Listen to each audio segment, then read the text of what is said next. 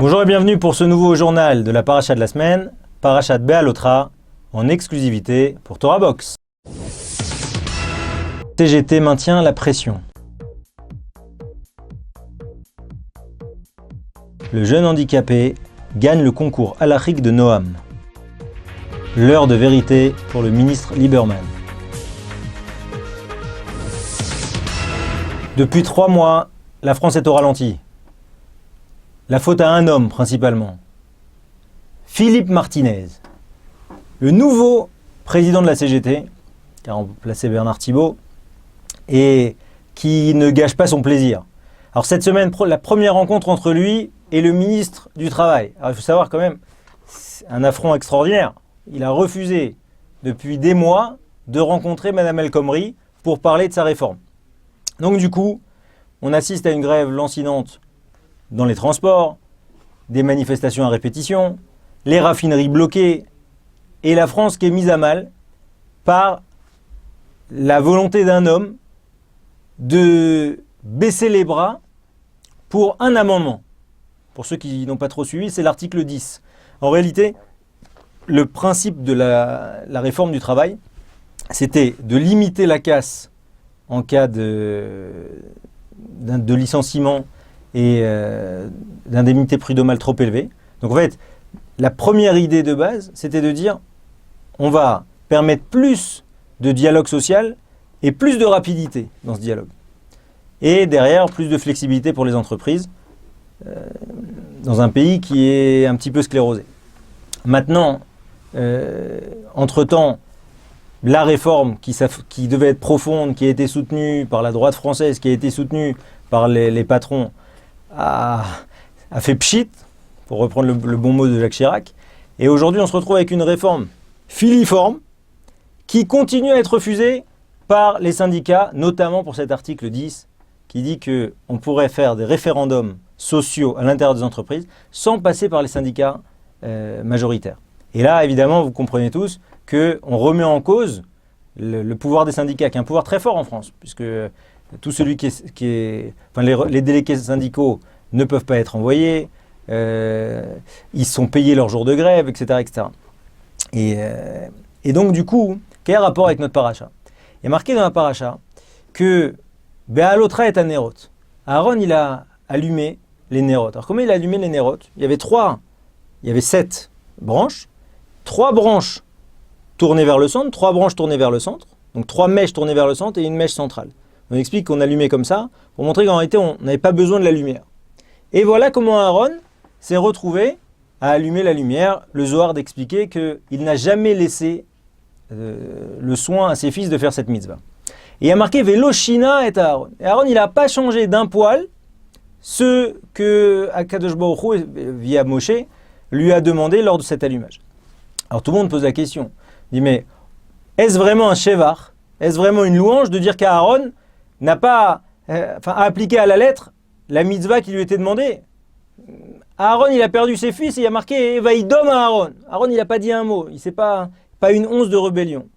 Alors, les sages d'expliquer, Veloshina, il n'a pas changé, il n'a pas modifié au sens où chaque jour, il a allumé la menorah avec le même entrain.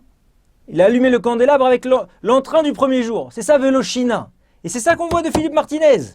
3 mois et il continue à se battre pour pouvoir faire des grèves supplémentaires. Il y a des casques, il y a des trucs, il arrive à mobiliser 600 autobus. Et ça, c'est ça que Akadosh Baruch Hu nous demande d'apprendre ici. À quel point ce zèle-là, pour ne pas perdre une position, la position de la CGT, il est prêt à se battre. Et c'est le parfum du grand soir, comme disaient les syndicalistes dans les années 60. Donc, nous-mêmes, on doit avoir cette idée-là, que l'Oshina, que dans chaque mitzvah, mettre cette filine sans bouger d'un poil avec la même joie que le jour de notre bar mitzvah. Et c'est ça qu'on peut apprendre ici. Yitzhak Shimoyan vient de gagner le grand concours halachique du réseau Noam. Alors Noam, c'est un des réseaux éducatifs israéliens. Alors la particularité de ce jeune Yitzhak, c'est qu'il est handicapé, qu'il a une sclérose en plaques, et qu'il était en lice avec 27 candidats qui ont eux-mêmes gagné le concours halachique dans leur école, et qui s'est battu à force d'efforts. Il n'y a pas eu de favoritisme ou rien. Et il a gagné ce concours de halakha, c'est-à-dire ce concours de loi juive. Alors, je le cite dans les mots, il a dit comme ça. Il a dit, si je savais que si je travaillais toutes mes forces, j'avais les chances de gagner. Et il a poursuivi, comme j'ai une sclérose en plaques, j'ai déjà l'habitude de ne pas me décourager et de déployer tous les efforts possibles. C'est ça la force. La force des gens qui ont un manque, c'est d'aller plus loin et de dépasser leur manque. Alors, quel est le rapport avec notre paracha? C'est les Lévi'im.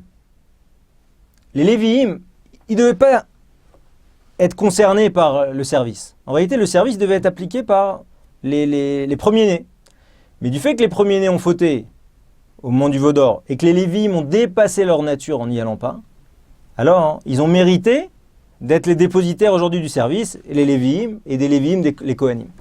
Ensuite, dans notre paracha, on parle de Pessar Sheni. Pessar Sheni, c'est l'idée qu'un mois exactement après Pessar, donc le 15 Nissan, un mois plus tard le 15 Iyar, les gens qui n'ont pas pu apporter leur korban sont venus dans notre paracha demander à Moshe, mais on était impurs. Là, on parle, le Midrash d'expliquer que c'est en fait les gens qui portaient le tombeau de Yosef, qui l'ont sorti d'Égypte. Donc eux-mêmes, ils étaient impurs, une toumatmet, une impureté de mort. Ils ont dit, mais comment on va rater cette mitzvah du Korban Pessah, le premier, juste à la sortie d'Égypte? Il dit, alors Moshe a demandé à Hachem, et devant leur détermination, Akadosh Baruch Hu a donné un rattrapage, la possibilité de manger la matzah un mois plus tard. Et ça, c'est ce qu'on retient de la paracha. L'idée que quand on veut faire une mitzvah, Akadosh Baruch Hu nous aide. Comme ce jeune qui, avec une sclérose en plaques, nous dit que rien ne résiste à la volonté. Dernier titre de notre journal, politique israélienne maintenant, avec l'heure de vérité pour Avigdor Lieberman. Avigdor Lieberman, pour ceux qui ne le connaissent pas, c'est un homme politique issu du Likoud, issu de l'immigration russe, un physique de bagarreur, il était dans sa jeunesse videur en boîte de nuit. Il a fait tout son parcours politique auprès de Bibi Netanyahou, jusqu'au jour où il a décidé de monter son parti, Israël Beitenu, Israël notre maison, principalement pour les russophones. Et il habite en Judée-Samarie, et il est vraiment la figure de la rigueur, du fait qu'il ne faut pas laisser un bout de terrain aux Arabes et aux terroristes, qu'il faut être ferme, etc., etc. Il a fait toute sa dernière campagne sur deux axes. Un, peine de mort pour les terroristes, rétablir la peine de mort. Deux, Mila c'est Mila. Un mot, c'est un mot. Ça veut dire qu'avec moi, on n'est pas dans de la politique. Avec moi, ce que je dis, je ferai. Sauf qu'avec lui, maintenant, il vient de prendre la place de Moshe Ya'alon au ministère de la Défense. Il est maintenant ministre de la Défense. C'est ce qu'il demandait depuis le début. Parce que seul le ministre de la Défense va être capable, au niveau de la cour martiale, parce qu'en fait, toutes les parties qui sont liées à l'autorité palestinienne, au territoire disputé, ne sont pas régies par la loi israélienne, mais régies par la loi martiale, par la loi de l'armée. Du coup, c'est le ministre de la Défense, derrière, qui peut donner l'ordre d'appliquer la peine de mort ou pas. Sachant que cette peine de mort n'a pas été abolie en Israël. Et néanmoins, elle nécessite la majorité des 3 juges. L'unanimité. Et en fait, qu'est-ce qui s'est passé? Avigdor Lieberman, il vient de négocier au moment de son entrée dans le gouvernement que ça soit plus à l'unanimité, mais à la majorité de ces 3 juges.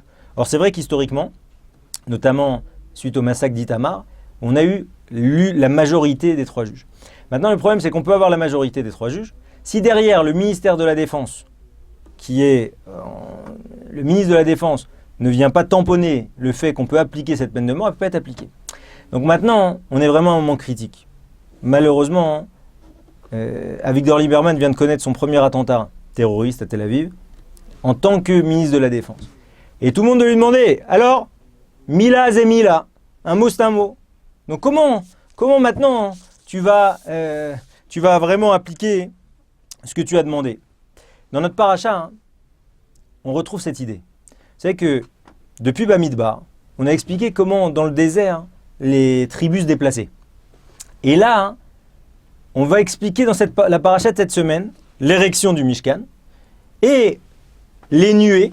Donc, vous savez que au-dessus de Yehuda, la nuée se mettait en marche. Il y avait comme une colonne au-dessus de Yehuda et on démarrait la procession.